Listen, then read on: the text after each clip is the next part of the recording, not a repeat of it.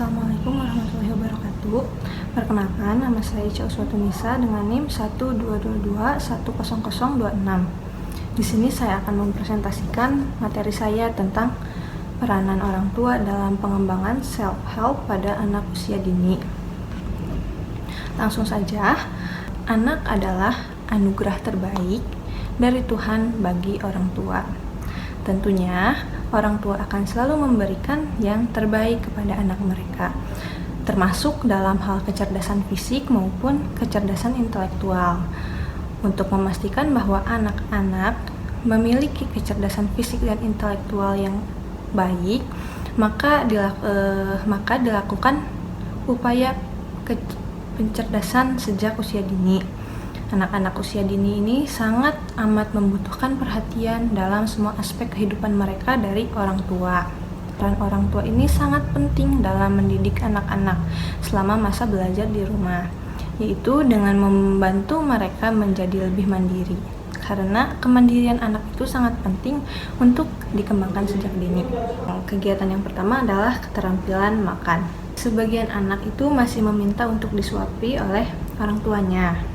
Dikarenakan anak itu terkadang merasa malas bahkan tidak tertarik dalam beberapa aspek self-help. Dan contohnya adalah malas untuk makan sendiri, karena ketika berada di rumah anak-anak itu masih ingin mendapatkan perhatian yang lebih dari orang tua gitu. Kadang juga anak itu moody gitu, jadi dia tuh masih merasa malas gitu buat makan sendiri. Kalau buat di rumah itu anak-anak tuh masih pada bergantung ya sama orang tuanya. Sedangkan kalau di sekolah anak-anak itu lebih mandiri, nggak tergantung banget gitu sama guru untuk minta disuapin makan. Kenapa? Karena kalau di sekolah itu anak-anak itu kan lihat temennya yang lain juga udah makan sendiri, jadi mereka itu merasa malu gitu kalau harus minta disuapi oleh gurunya. Jadi kalau di sekolah itu lebih mandiri daripada di rumah dalam keterampilan makan. Ya, dan yang selanjutnya adalah keterampilan berpakaian. Anak ketika di rumah itu sama seperti keterampilan makan tadi, masih meminta bantuan dari orang tuanya untuk memakai baju karena anak ingin dimanja atau karena moodi yang sering berubah-ubah saat di rumah. Terkadang orang tua itu membantu anak memakai baju bukan karena anaknya meminta bantuan, tapi karena merasa sang anak itu terlalu lama untuk memakai baju, sehingga orang tuanya tidak sabar melihat tingkah sang anak. Jadi anaknya udah bisa sendiri, anaknya udah mencoba sendiri gitu, tapi orang tuanya lihat anaknya pakai bajunya lama, jadi kesel gitu ya. Jadi sama orang tua akhirnya dibantu. Nah, itu jadi yang menyebabkan salah satu aspek kenapa anaknya belum bisa 100% pakai baju sendiri itu karena orang tuanya enggak membiasakan itu gitu, enggak sabar gitu melihat anaknya yang pakai bajunya lama. Yang selanjutnya itu ada keterampilan kebersihan. Ada beberapa alasan anak malas melakukan kebersihan diri, yaitu sama ya alasannya kayak keterampilan yang lain, yaitu karena anaknya masih moody saat di rumah sehingga masih ingin diperhatikan. Terkadang ada beberapa anak yang masih merasa jijik dengan kotoran bekas BAB atau BAK sehingga meminta bantuan untuk membersihkannya. Ada juga anak yang sudah bisa mandi sendiri, bahkan orang tua sampai udah bisa, ada anak yang udah bisa mandi sendiri, tetapi orang tua itu lihat anaknya mandi, kadang beberapa itu pas lihat anak mandi gak bersih tuh sama mereka dibersihin lagi, kalau enggak orang tua itu ngulang mandinya dari awal karena merasa anak mandinya gak bersih. Nah, ini juga alasan kenapa keterampilan kebersihan itu belum 100% di anak. Yang selanjutnya ada keterampilan umum. Keterampilan umum itu salah satunya membuang sampah pada tempatnya. Tapi masih ada anak yang malas untuk membuang sampah pada tempatnya. Terkadang kondisi tertentu itu menyebabkan anak lupa membuang sampahnya, bukan karena malas tetapi karena lupa. Contohnya itu saat sudah ditunggu oleh temannya untuk bermain. Dan strategi yang dilakukan oleh guru dalam hal ini adalah mengajak anak untuk bergotong royong membuang sampah bersama-sama, dan tentunya memberikan pujian bagi yang sudah melakukannya. Strategi selanjutnya adalah dengan memotivasi, dengan memberikan pemahaman kepada anak bahwa membuang sampah pada tempatnya akan mendapat pahala dari Allah karena hal tersebut adalah hal yang baik. Selanjutnya ada hambatan dalam penerapan self-help skill pada anak. Tentunya dalam hal apapun pasti ada hambatan, nggak akan semulus itu. Nah, hambatan dalam penerapan self-help skill pada anak ini adalah faktor lingkungan. Karena lingkungan itu sangat berpengaruh terhadap perilaku dan karakteristik anak. Dan orang tua pun tidak bisa sepenuhnya mengawasi setiap kegiatan yang anak lakukan saat berada di lingkungan sekitarnya.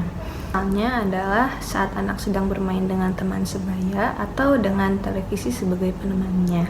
Ada beberapa anak yang senang bermain handphone untuk menemaninya, dan daripada berinteraksi langsung dengan temannya, dia lebih suka bermain handphone gitu. Padahal kan internet itu salah satu masalah besar ya yang harus dihadapi orang tua dalam meningkatkan kemampuan self-help skill pada anak.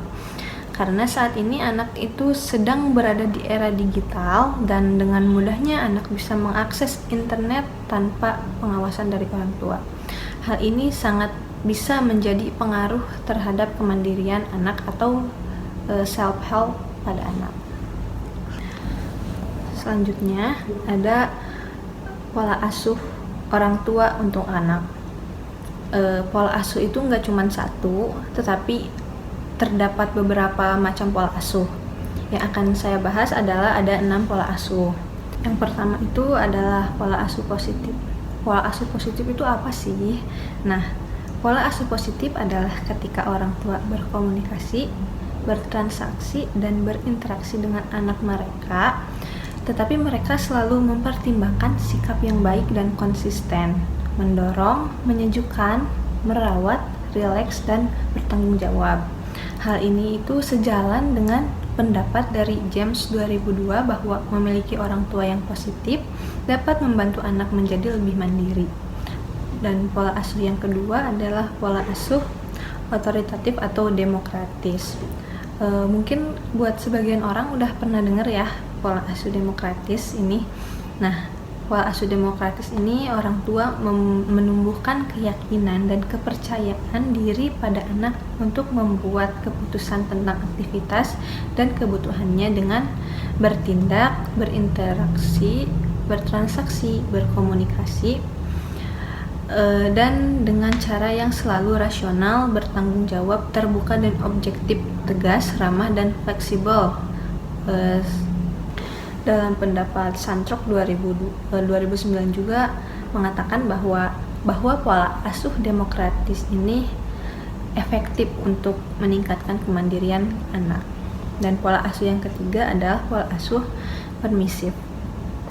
Ketika orang tua berkomunikasi, berinteraksi, atau bertransaksi dengan anak, mereka sering memberikan kebebasan pada anak melakukan pembiaran, tidak menuntut tanggung jawab, kurang disiplin, dan tidak tegas dalam menerapkan peraturan.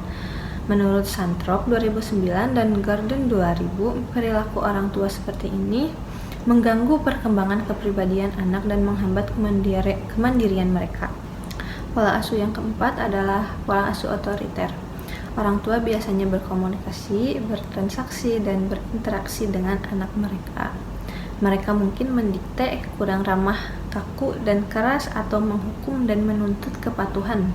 Hal ini didukung oleh Papalia 2008 dan Santrok 2009 mengatakan bahwa pola asuh yang otoriter menyebabkan anak tertekan atau takut sehingga mereka tidak mampu mandiri. Pola asuh yang kelima adalah pola asuh negatif. Dari namanya aja kita udah bisa ngerti gimana pola asuh ini. Nah, pola asuh ini tuh selalu mengkritik, melindungi secara berlebihan, tidak konsisten, selalu mendebat serta mengatur.